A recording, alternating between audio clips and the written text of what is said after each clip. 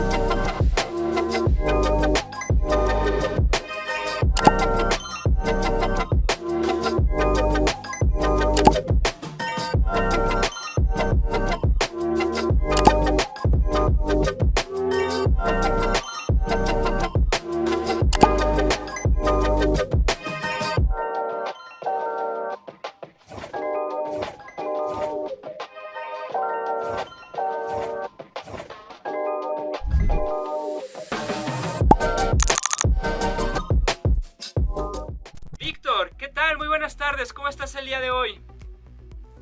¿Qué tal? Buenas tardes, muchas gracias por invitarnos. Muy bien. No, gracias a ti, de verdad, por estar aquí con nosotros en Mentes Artificiales Más Allá del Código. El día de hoy vamos a estar platicando sobre el procesamiento del lenguaje natural. Y bueno, pues antes de llegar a qué es el procesamiento del lenguaje natural, me gustaría iniciar con una pregunta que ya, bueno, hemos tocado anteriormente sobre qué es la inteligencia artificial, y me gustaría que tú me dieras tu interpretación o tu definición de lo que es la inteligencia artificial. ¿Qué es para ti? En realidad es un algoritmo, ¿eh?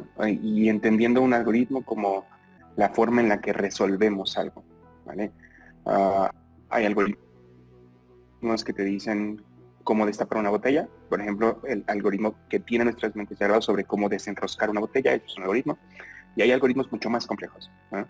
Y algoritmos que te permiten elaborar procesos o llevar a cabo procesos todo el tiempo de la misma forma con el mismo resultado. Ese mismo entendimiento del algoritmo, tanto en nuestra cabeza como en la cabeza de, a lo mejor, algunos animales que tienen métodos para hacer algunas cosas que pueden ser repetitivas, es posible llevarlo hacia entornos electrónicos que pueden ejecutar tareas, ¿no? Y estas tareas pueden ser desplegadas como algoritmos. Y estos algoritmos pueden ser tan complejos como la identificación de un patrón de números que está siendo comunicado a través de una imagen, o puede ser algo tan sencillo como cada vez que recibas un hola, regresa un hola, ¿no? Entonces, la inteligencia artificial en ese sentido en realidad es la forma en cómo nosotros le estamos diciendo a las máquinas cómo interpretar y ejecutar algoritmos que pueden ser bien humanos o pueden ser solamente de procesos electrónicos, como por ejemplo todos los condicionales o la elaboración de código o tareas como hablar. Yo le comentaba a Islen en el primer programa, a mí se me hace como ese bebé al cual nosotros le tenemos que enseñar, y ese bebé pues obviamente va a tener una respuesta, ¿no? Después de nosotros haberle ya enseñado, mira, esto es una silla, mira, esto es una taza, etcétera. No sé, ¿va por ahí? Sí, cuando, por ejemplo, nuestro algoritmo o el objetivo de la inteligencia artificial, porque aquí hay que ser puntuales, hay muchos objetivos para diferentes tareas. Entonces, si el objetivo de tu inteligencia artificial o del programa que quieres que ejecute es el reconocimiento, por ejemplo, de imágenes, entonces lo lógico sería pensar en esta inteligencia artificial como un bebé, ¿no? En el sentido de que tú le pasas cientos de miles de imágenes de cómo se ve una silla y le dices, esto es el código de un RGB que representa una silla, ¿no? Lo mismo en texto. Cuando quieres, bueno, ejemplo, es un algoritmo completamente diferente, pero es muy similar. Depende de qué es lo que quieras que haga tu inteligencia artificial o el programa que estás entrenando o la red neuronal que estás entrenando. Hace un momento di una pequeñísima introducción que quizá tuviste la oportunidad de escuchar sobre lo complejo que es el lenguaje, ¿no? Realmente cómo nosotros como seres humanos aprendemos un lenguaje. Es realmente, la verdad, yo nunca me había puesto a pensar todos los procesamientos que tienen que suceder dentro de nuestra cabeza, de nuestro cerebro, ¿no? Para nosotros poder identificar que si yo digo mesa, inmediatamente la otra persona se imagine la mesa para entender que estoy hablando de una mesa. Digo, no sé, ¿es esto correcto? ¿Vamos por ahí bien o no? Pero antes me gustaría dar un contexto de qué es lo que significa las ideas, ¿no? Porque de ahí partimos de cómo se ven las ideas para las máquinas, que no es exactamente lo mismo. Pero para el ser humano, una idea, hay mucha diferencia entre el símbolo, el signo y el significado, ¿vale? Cuando hablamos de un símbolo, puede ser una mesa, el signo puede ser la palabra mesa escrita y el significado puede ser completamente diferente dependiendo de quién recibe el signo y el símbolo.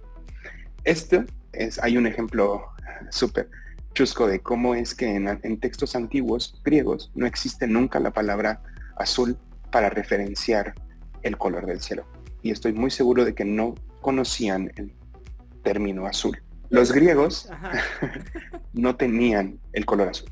Y esto es como súper raro de pensar, porque es algo que nosotros tenemos todos los días.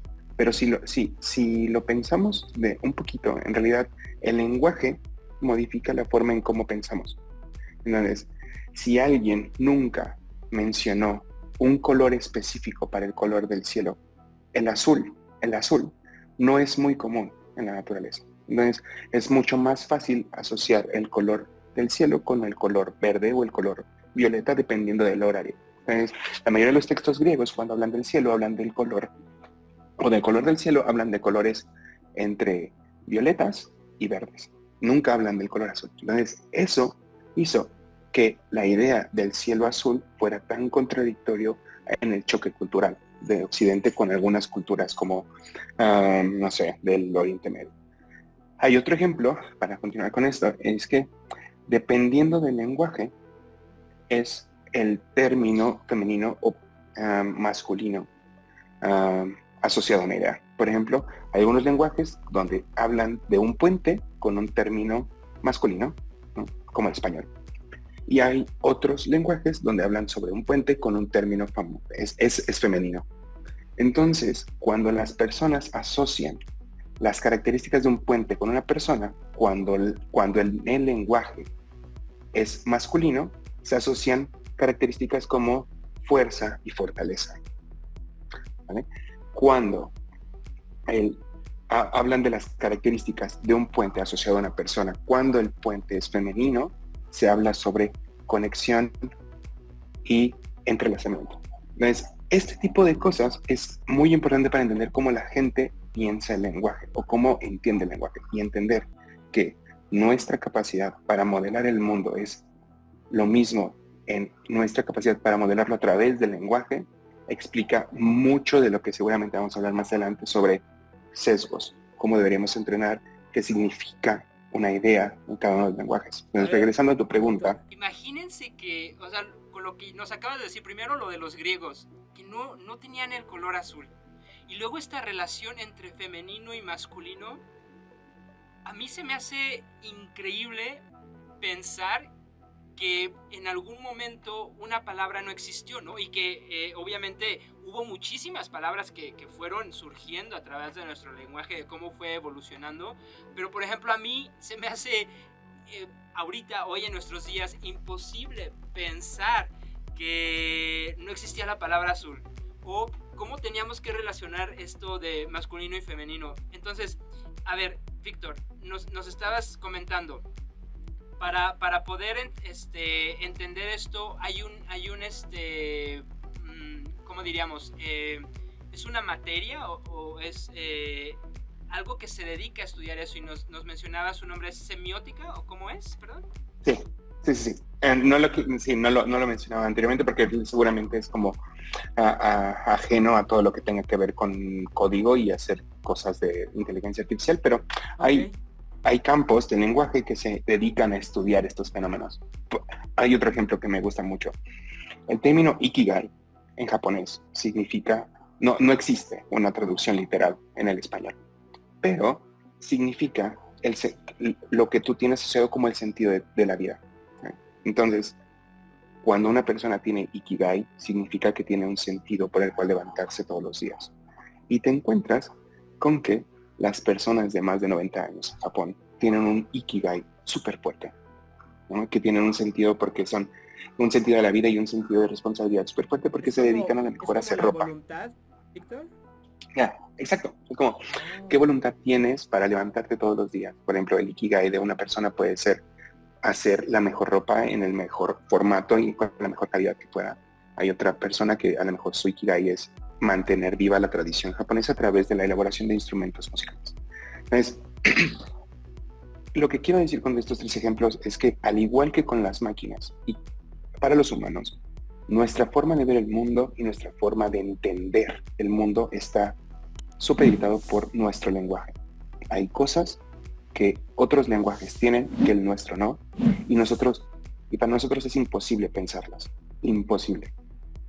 No en la misma forma que los demás lenguajes entienden cosas. Por ejemplo, hay varias tribus en Oriente Medio y en el norte de África que pueden identificar cada uno de los puntos cardinales porque la forma de decir arriba, abajo, izquierda y derecha son orientados a través de los puntos cardinales. Entonces ellos no dicen arriba, ellos dicen noroeste o una traducción similar. Entonces eso modifica la forma en la que ven el mundo y ya es lo mismo para las máquinas. Nosotros podemos entender cosas, enseñárselas a las máquinas, pero ellas van a replicar lo que nosotros entendemos de este lenguaje y lo que ellos consideran o que las máquinas logran identificar como la relación entre el símbolo y el signo, aunque de lo que estábamos hablando hace rato. El signo puede ser lo que tú escribes y el símbolo es lo que significa. ¿Cuáles serían los fundamentos del procesamiento del lenguaje natural y cómo se relaciona con la inteligencia artificial? O sea, ya nos explicaste bastante sobre lo que es el lenguaje humano. Ahora, ¿esto cómo lo ponemos en la inteligencia artificial o cómo lo pasamos a lo que está aprendiendo una máquina? No existe como tal ideas para una máquina. Existen cosas como información, ¿vale? Entonces, cuando hablamos sobre cómo llevar una idea a una información, a un concepto de información, hay que darle a la máquina el mayor contexto posible para que entienda que esto es una idea como parte de un todo. En este caso, por ejemplo, decir hola mundo es una idea dentro del vasto lenguaje del lenguaje español, ¿vale? Es una idea. Entonces, cuando queremos hacer eso para las máquinas es muy similar. Tú construyes un conjunto de datos o un conjunto de palabras que son la mayor cantidad de proporción de un lenguaje posible.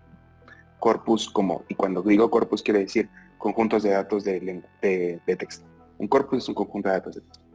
Muy bien. Es corpus tan grandes como todo Wikipedia o la mayor cantidad de páginas web que puedas obtener. Están modelando todo el conjunto posible de ideas con el cual vas tú a modelar tu lenguaje, tu programa. Entonces, lo que tienes que hacer es llevar esta idea a información dentro del mundo completo que tú le estás dando. En ese momento es cuando empezamos con algoritmos, con matemáticas, por decirlo de una forma, en cómo llevamos esta interpretación de hola mundo, que puede ser 2 palabras entre no sé cuántos millones de palabras tenga en lenguaje español, pero 2 palabras entre todos los millones. ¿Y cómo lo llevas a una representación que le haga sentido a una máquina? Ese es el problema más grande, podría decirlo, la construcción del corpus sobre el cual tú vas a entrenarlo y qué le estás dando como el mundo a esta inteligencia artificial.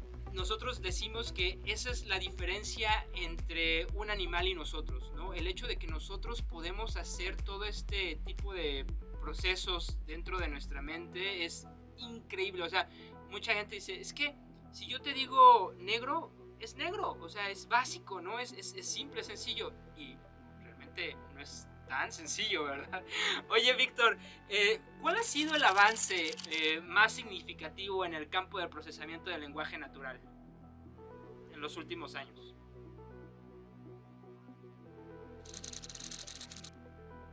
A ver, hay 2 que me gustan mucho. Uno que tiene que ver con las redes neuronales de memoria corta, que son LSTM. Y básicamente lo que hicieron fue darle la capacidad a las redes neuronales de poder entender un poco del contexto de una oración.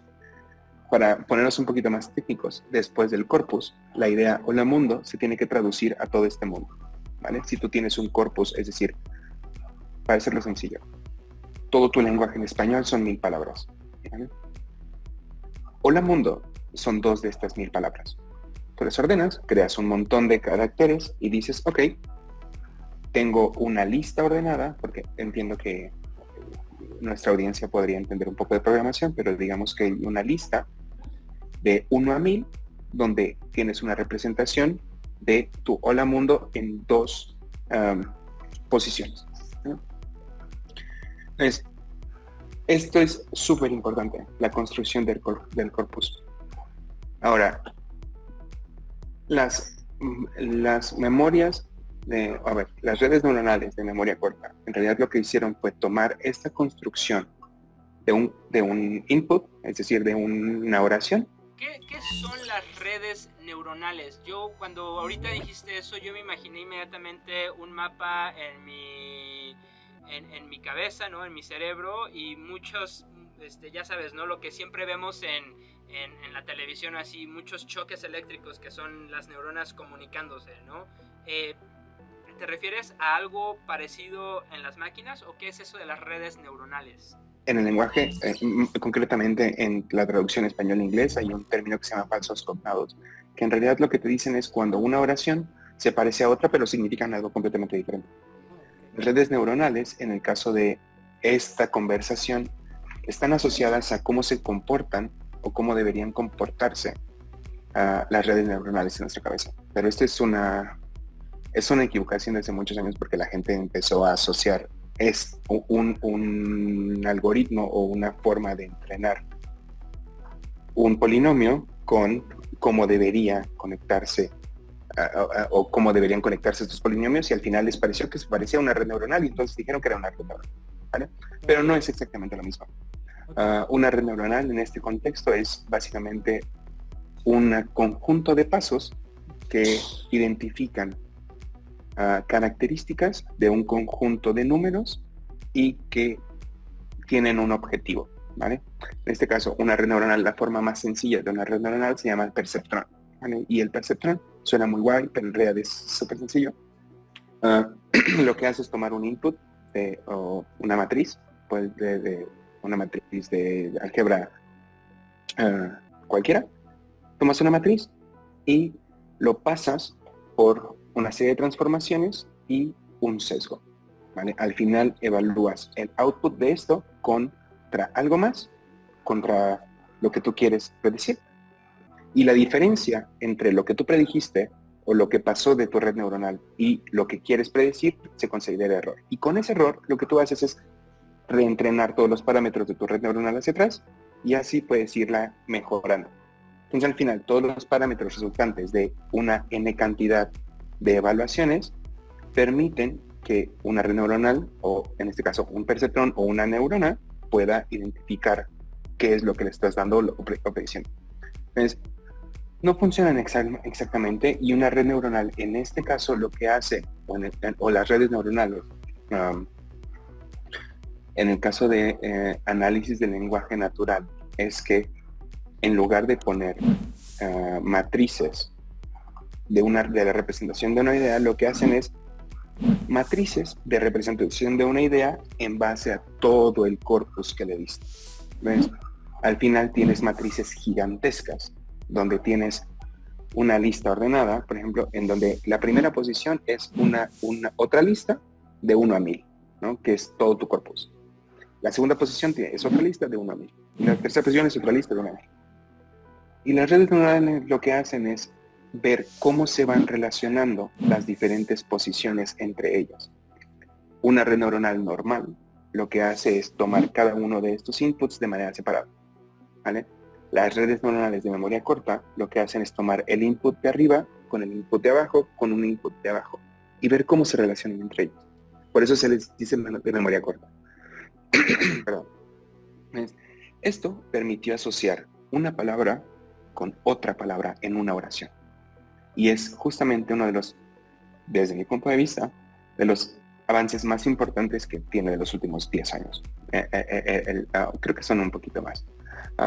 El análisis del lenguaje natural. Ahora, el siguiente avance, creo que son que dije al principio, tiene que ver con un paper publicado por gente de Google hace creo que como 7 años, que se llama Attentional Isologeny, donde introducen los transformers. Y suena muy bonito, pero los transformers son un tipo de red neuronal que tienen un cambio chiquito. Y este cambio chiquitito, para no ponerme como muy técnico de cómo funcionan, lo que hacen es en Optimus Prime y Bumblebee. Okay. En realidad es que es una serie de transformaciones lo que hacen, pero el cambio que dieron los transformers fue, en lugar de tomar el input de un solo o encontrar relación entre un texto aquí o una palabra en la posición 1 y una palabra en la posición 0 y una palabra en la posición 2, es que puedes tomar el input de toda la oración y de todo lo que le ves al mismo tiempo. Entonces eso permitió que pudieran asociar muchas más ideas y hacer modelos de lenguaje natural mucho más grandes, porque en lugar de decirle a una red neuronal o a una inteligencia artificial, toma como contexto de esta palabra solamente estas 2 palabras que le siguen y la que le precede, toma todo el texto como un conjunto, analízalo y extrae la mayor cantidad de cosas posibles, ¿vale? Y ahí es cuando entramos en la cuestión de las ideas. No hay una idea asociada a un texto. Y si tú le preguntas a una red neuronal o a un modelo de lenguaje natural entrenado con un corpus que tiene Hamlet adentro, es decir, que todo el conjunto de textos con los cuales fue entrenado tiene Hamlet adentro, y le dices, dame el resumen de Hamlet, lo que va a hacer esta red neuronal es que identificar 2 cosas ahí. Y esto ni yo, y seguramente ni la gente que los programa ni que los productifica tiene claro cómo funciona. Va a identificar 2 ideas. Una, resumen, y la otra, Hamlet. Y entonces, cuando tú le dices estas 2 tareas, va a tomar los ejemplos que tiene de su corpus de cómo se ve un resumen. Y entonces va a decir, ok, yo conozco Hamlet y así debería verse. Y en ese momento empieza a trabajar y crea todo el texto. La gente que creó esto no tiene idea de cómo funciona, o sea, lo crearon y dijeron, Mira, fue algo, una coincidencia, funciona. Surge la idea de resúmeme Hamlet. No voy a decir que no lo saben, porque en realidad hay mucho conocimiento por detrás. Okay. Lo que no se sabe exactamente es por qué. Okay. Lo que no se sabe es por qué se puede asociar la idea de Hamlet con un resumen o una sola oración. Y no se saben cosas como por qué las redes neuronales o los modelos del lenguaje natural muy poderosos, o los transformers como ChatGPT, como Bard, ¿por qué estos pueden alucinar? Y aquí estaba hablando con una persona el otro día. ¿Por qué no decimos imaginar? ¿Por qué decimos que las redes, que las inteligencias artificiales que modelan el lenguaje actualmente alucinan en lugar de decir que imaginan? Porque es exactamente lo que están haciendo. Cuando tú le dices, dame una historia de un caballero, no te va a dar la salida de El Quijote de la Mancha, no te va a dar El Quijote de la Mancha completamente. Pero puedes decir, ¿sabes qué? Utiliza como input El Quijote de la Mancha y dame una historia totalmente nueva de un caballero. Y eso es básicamente lo que puede hacer cualquier humano en las capacidades limítrofes que le permite el lenguaje sobre el cual aprendió, en este caso los humanos, digo el español, pero la red neuronal también. Entonces, en el límite de lo que el corpus con el cual se construyó, en el límite del corpus con el cual se construyó, la red neuronal va a poder imaginar cosas sobre cómo se ve la historia de un caballero. Y bueno, con esto ahora yo me lanzo a cuáles son los desafíos comunes al trabajar con el lenguaje humano y con el lenguaje humano en sistemas de inteligencia artificial. Si acotamos la pregunta a solo modelado del lenguaje natural, como cuál sería el principal problema a la hora de trabajar con sistemas de inteligencia artificial que utilicen el análisis del lenguaje natural, es uno, evitar sesgos, ¿no? Y el otro es la cantidad de información. Yo diría tres, ¿vale? Uno, evitar sesgos. Dos, la cantidad de información que necesitas para poder hacer tu modelo de lenguaje natural acorde a lo que tú necesitas. Y tres, la capacidad de cómputo que necesitas, ¿vale? Porque es ingente la cantidad de la capacidad de cómputo que necesitas para servir algo. Una computadora actualmente, mi computadora o alguna computadora en general, tienen un promedio de 8 GB de RAM, 16 GB de RAM. Una computadora con 32 GB de RAM ya se considera una computadora súper potente. Ahora, para que un modelo como ChatGPT, bueno, ChatGPT no, porque no se ha especificado bien cómo funciona, digo, cuánto necesita, pero tenemos Falcon B, ¿no? Falcon B40 o Falcon B70, que es el modelo el modelo libre de ChatGPT, o por decirlo de una forma, o Llama, cualquiera de estas dos versiones. Es muy fácil productificarlas en algunos servicios de Amazon Web Services. La cantidad de cómputo para desplegar eso y para poder hacer una petición es similar a tener 4 computadoras de 32 GB solamente en RAM. Entonces necesitas al menos 128 GB de RAM para cargar en memoria un modelo que pesa 70 GB. Y eso para que funcione y haga una petición y se tarde, no sé, 20 segundos. Ahora, si quieres hacer que esa petición responda en milisegundos, necesitas poder cargar en memoria esos 70 GB un montón de veces. Y replicarlo. Y eso cuesta un montón de dinero. Te estoy hablando de que una computadora de las que te estoy diciendo, con 120 y tantos gigas de RAM, puede costarte cerca de $300 diarios en algún proveedor de cloud. Entonces, y eso solamente para que sirva poquito un modelo. Ahora imagínate lo que significa en el caso de ChatGPT servir un modelo como ese, porque además es súper potente. Y lo que significa servir un modelo como ese a la velocidad que lo están haciendo. Y ese es otro de los principales retos, la productificación. El sesgo. ¿A qué nos referimos con el sesgo? Estos modelos lo que hacen es tomar un input de texto y te generan una imagen. Lo que hacen ahí es montar un modelo de lenguaje natural enfrente para que identifique la idea principal. Y esta idea principal entonces ya la tienen codificada con cómo se ve una imagen con esta idea. Y entonces le dicen, hay redes neuronales adversarias que generan una imagen y otra dice está bien. Entonces ahí se van peleando hasta que llegan a un consenso. Hay una imagen donde pidieron una representación de una Barbie para todos los países. Y no recuerdo exactamente el país, pero digamos que tiene 20 años en una guerra civil. Y la Barbie tenía una metralleta en la mano. Y no es algo que nosotros podamos evitar.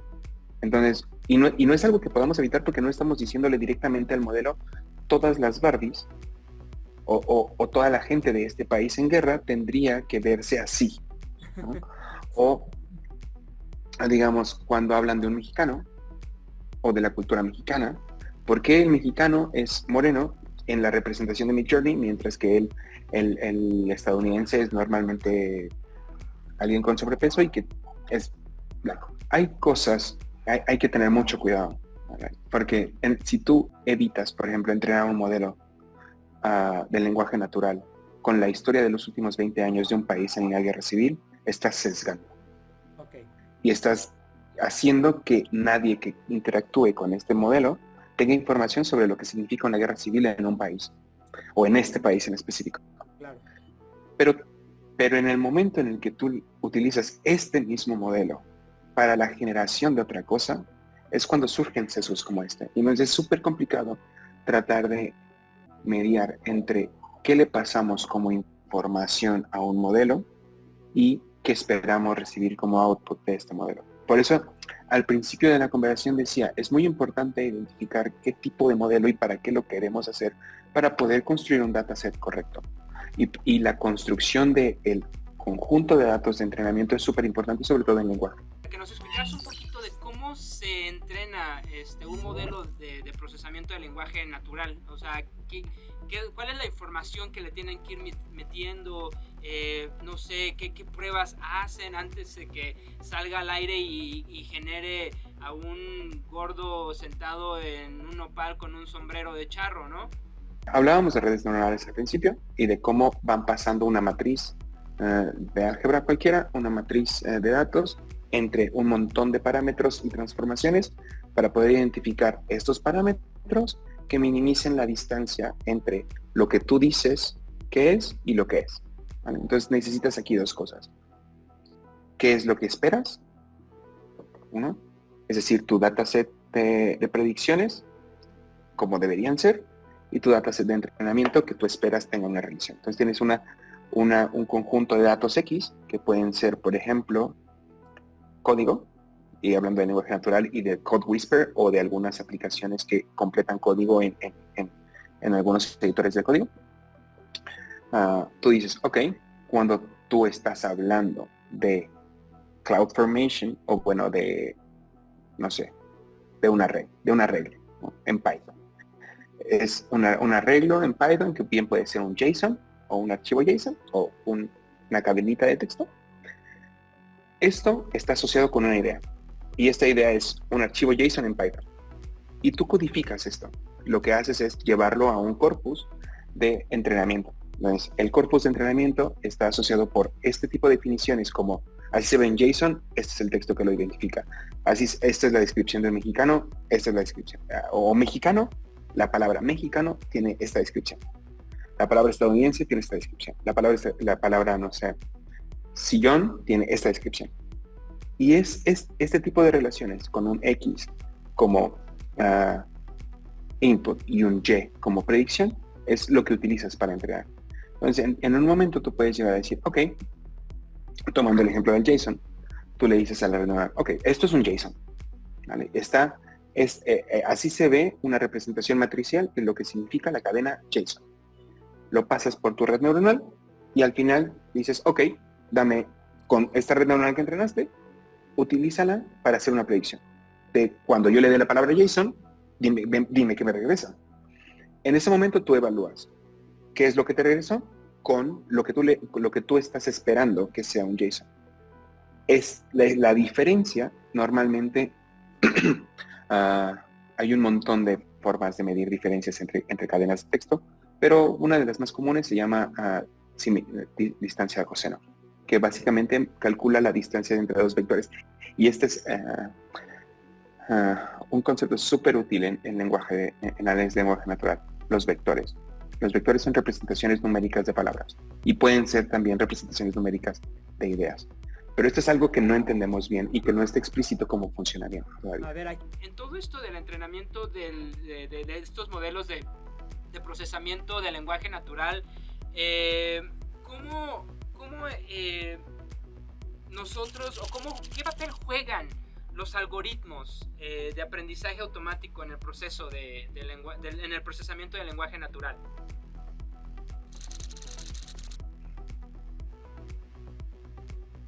Como lo decía muy al principio de la llamada, un algoritmo es una forma de hacer algo. Ok. ¿Vale? Entonces, un algoritmo para entender una idea es exactamente la que tú ponías. Esto es una silla y esta es la descripción de la silla. Esto es una mesa y esta es la descripción de la mesa. Entonces, un algoritmo no es más que un conjunto de pasos que tienes que realizar para conseguir un fin. Entonces, hay un montón de algoritmos que te permiten entrenar modelos de lenguaje natural.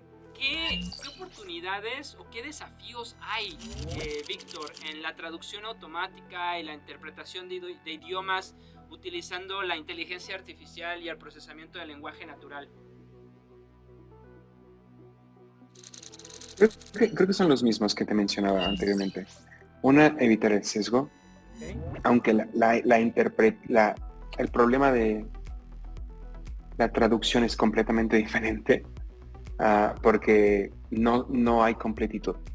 Es decir, un sistema de lenguaje, el español, no tiene una representación al 100% en otro sistema de lenguaje, como el japonés, o no tiene otro sistema, o en otro sistema de lenguaje, o en otro tipo de lenguaje. Por ejemplo, en las lenguas romances normalmente funciona en una relación que no es perfecta, pero hay mucha relación. Pero cuando hablamos entre lenguas de distinto Que son más contextuales, ¿no? Como el nacientes japonés o el chino, ¿no? Por ejemplo, exacto, o sea, tienen otra raíz, el japonés. No sé si el japonés y el chino, pero me suena más que el chino, los que están en la India, es todo un montón de lenguajes que tienen la misma raíz. Entonces, las lenguas romances tienen la misma raíz y puede haber una relación mucho más cercana. Pero cuando hablamos sobre la traducción de las ideas del lenguaje español al lenguaje japonés o al lenguaje o al chino o incluso algunas lenguas anglosajonas como el inglés o el ruso, podrían ser completamente diferentes. Creo que eso es un reto muy grande. Cómo podemos llevar a una completitud en la relación entre diferentes lenguajes es uno de los principales retos a la hora de hacer una traducción correcta. E incluso traductores como Google siguen teniendo problemas como ese. Al día de hoy, ¿dirías tú que en la parte de traducciones todavía no hemos llegado a algo así como un intérprete humano, ¿no? Como el trabajo que hace un humano como intérprete de lenguajes? Ya no están manejando tanto completitud de texto, es decir, esta palabra significa esto, sino ideas, es mucho más fácil hacer traducciones. ¿Por qué? Porque tú le puedes preguntar a ChatGPT, oye, ¿cuál es la idea detrás de ese texto japonés y dímelo en español? Y te va a dar la idea de qué es lo que está tratando de decir en lugar de hacer una traducción literal. Y eso es súper importante. Ahora, también el tema de cómo lo sirves. Google tiene muchos años trabajando con modelos de lenguaje natural, pero no tiene más de 15 años que lograron meter una versión productiva de un modelo de lenguaje natural para traducción, con un montón de problemas de todos modos. Entonces, la productificación también es otro problema. Uno, porque necesitas un feedback loop, es decir, cómo tú obtienes feedback de que lo que tú estás prediciendo está bien, sobre todo en entornos productivos, porque ¿cómo sabes que la predicción, que la traducción que estás dando está bien? ¿Y cómo le ayudas a tus clientes y a tus usuarios a que te regresen ese feedback para poder tú reentrenar? Y la otra, ¿cómo estás construyendo corpus mucho más grandes todo el tiempo? Y la otra, que eran creo que las tres cosas que mencionaba al principio. ¿Cómo lo entrenas? ¿En dónde? ¿Cuánto te va a costar? Creo que llegó a costar cerca de $4 millones, y por ahí no me fallan las cifras, el entrenamiento de ChatGPT 3.5. Solo el entrenamiento, y estamos hablando de un montón de billones de parámetros. Wow. Los problemas son normalmente los mismos, pero difieren un poquito. La construcción del corpus, la productificación y la garantía de calidad a través de feedback, creo que es importante. ¿Cómo se puede medir la precisión y eficacia de los modelos de procesamiento del lenguaje natural? ¿Y cuáles serían los límites que tiene este procesamiento del lenguaje natural? Hay un montón de métricas con las cuales tú puedes medir distancias, o puedes medir capacidad de predicción, o puedes medir cosas como la idea detrás de uno. Hay un ejercicio súper bonito sobre, si tú construyes un corpus en el que la palabra rey y la palabra hombre y mujer se encuentren, en el momento en el que tú restes el vector asociado a rey y le restes el vector asociado a mujer, te da como resultado el vector asociado a hombre. Entonces, ese tipo de cosas de la construcción es súper difícil. Pues, creo que eso es de la segunda parte, de la segunda pregunta que hiciste. Creo que es una de las partes más complicadas. Cómo estar construyendo todo el tiempo corpus que reflejen la realidad. ¿Por qué? Porque ni siquiera la Real Academia Española de la Lengua puede lograr tener una idea de cómo se ve el español actualmente. Y hay palabras que se están añadiendo todo el tiempo. Y añadiendo todo el tiempo intensifica lo que somos capaces de generar y de imaginar. Tanto en lenguaje como en, la producción de cosas. No solamente en cómo nos comunicamos, sino cómo pensamos. Y eso es uno de los principales retos y de las cosas más difíciles que tiene en lo subsecuente en el lenguaje, en la productificación del lenguaje. Hay un montón de parámetros que mencionaba sobre cómo sabes si un entrenamiento está bien, porque tú tienes un input y un output definidos y puedes calcular distancias entre ellos. Es decir, puedes saber si una oración se parece más o menos a otra oración, convirtiéndolas a vectores y luego calculando la distancia coseno. Puede ser. Pero en el momento en el que tú los llevas a producción, a ver, lo que estoy diciendo es, el entrenamiento no es problema. Lo que estoy diciendo es, ¿cómo sabes que las predicciones que estás haciendo actualmente en entornos productivos son las correctas? Y puedo decir que no lo sabemos. Y no estamos completamente capacitados, ni siquiera los lenguajes más grandes, para entender si lo que están diciendo está bien o está mal. Normalmente en ChatGPT hay una herramienta que se llama LangChain que lo pone a competir con él mismo y entonces genera outputs mucho más verosímiles, pero normalmente no funcionan así. Entonces, lo que hacen los modelos más grandes es poner candados muy duros sobre cómo se comunican los lenguajes, los modelos de lenguaje. Realmente es complicado esto del lenguaje y del procesamiento del lenguaje natural en la inteligencia artificial. Mira, vamos a cerrar ya el programa, Víctor, ya nos queda muy poquito tiempo. La pregunta que te quiero hacer ahorita es, ¿con qué te quedas de esta conversación que acabamos de tener? Mira, yo me quedo con lo complejo del lenguaje, sea de humanos, sea de máquinas. Yo me quedo con la complejidad, que es algo que a mí me sorprende muchísimo. ¿Con qué te quedas tú, Víctor?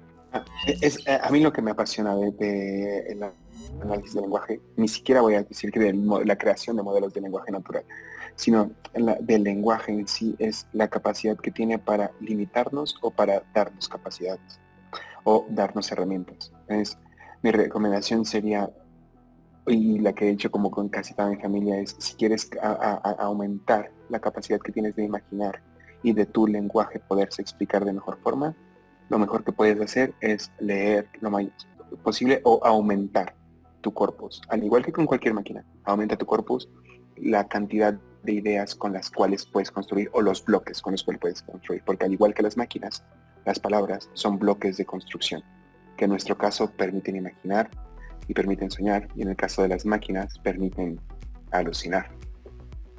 Hasta suena poético, Víctor. Increíble, increíble. Me acordé mucho de Albert Einstein.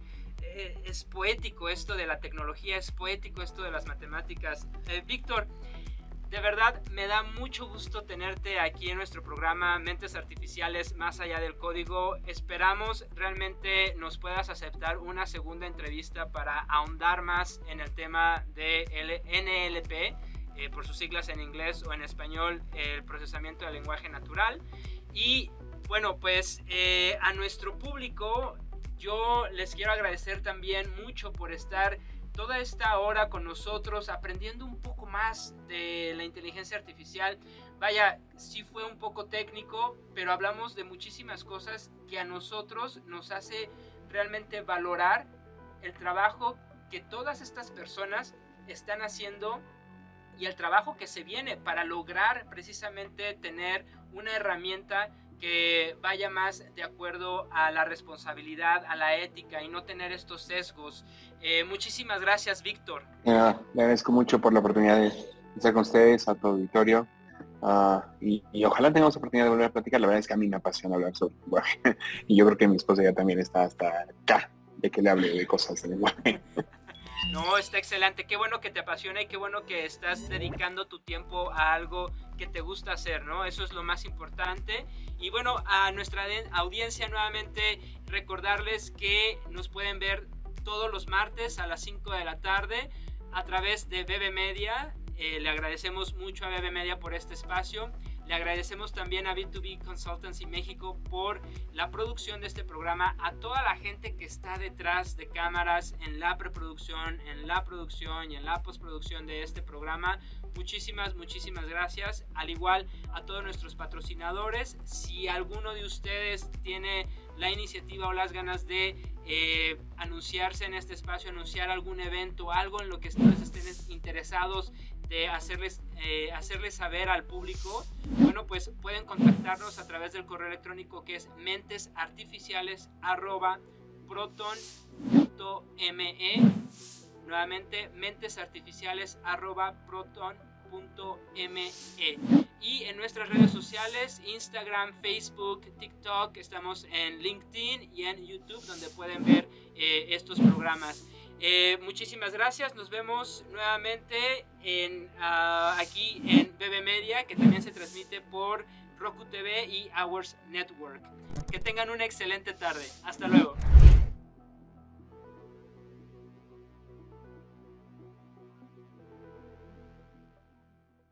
B2B Consultancy. Las soluciones que buscas están en Latinoamérica. Con talento 100% bilingüe inglés y español, contarás con más citas concertadas. Proporciona una excelente experiencia de servicio al cliente. Obtén la ayuda de un asistente digital para gestionar tu día a día. Si estás ingresando al espacio de la IA, podemos brindarte el talento y las herramientas para hacer crecer tu negocio más rápido con el uso de inteligencia artificial. Desarrollo de IA y entrenamiento de IA. Permítenos ayudarte a crecer y alcanzar tus objetivos. B2B Consultancy, conectando negocios.